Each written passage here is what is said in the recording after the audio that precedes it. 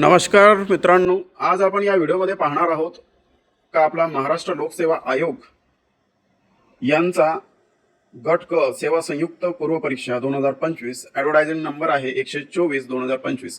ही परीक्षा होणार आहे, ही पूर्व परीक्षा आहे आणि ती परीक्षा होणार आहे 11 जानेवारी 2026 ला। तर याचा नाही का प्रवेशपत्र आलेला आहे आणि तो प्रवेशपत्र कसं डाउनलोड करायचं याबद्दलची माहिती या व्हिडिओमध्ये आपण पाहणार आहोत। आता सर्वात पहिले आपल्याला ऑफिशियल जो वेबसाईट आहे एमपीएससीचा तो त्या वेबसाईटमध्ये यायचं आहे आणि वेबसाईटमध्ये आल्यानंतर आपल्याला बाजूला दिसत आहे लॉग इन, होम आणि लॉग इन। आता हा जो लॉग इन दिसत आहे आपल्याला, त्या लॉग इनला आपल्याला क्लिक करायचं आहे।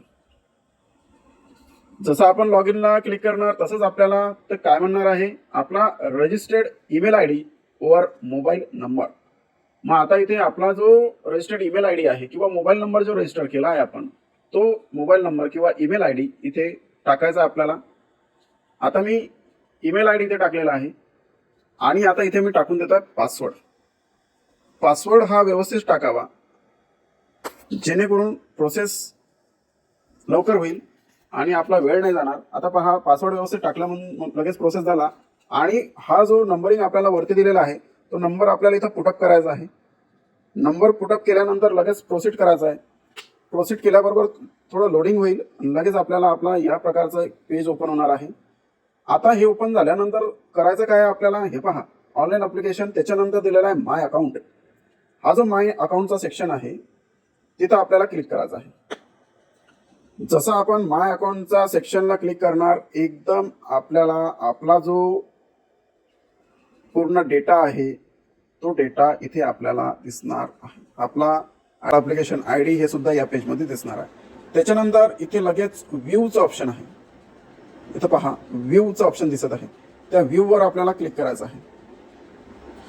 जसं आपण व्ह्यूला क्लिक करणार तसं संपूर्ण माहिती आपल्याला पूर्ण दिसणार आहे खाली।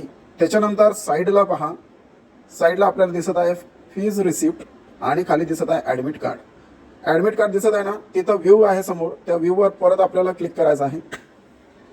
जसं आपण व्ह्यूवर क्लिक करणार तसं आपल्याला डोळ्यासमोर आपला ॲडमिट कार्ड समोर दिसणार आहे आणि ॲक्शनमध्ये दिसत आहे डाउनलोडचं ऑप्शन आपल्याला दिसत आहे, त्या डाउनलोडवर आपण क्लिक करायचं आहे। जसं आपण डाउनलोडवर क्लिक करणार तसं लगेच आपला जो प्रवेशपत्र आहे, ॲडमिट कार्ड आहे, तो डाउनलोड होईल आणि आपल्याला याचं प्रिंट काढता येईल।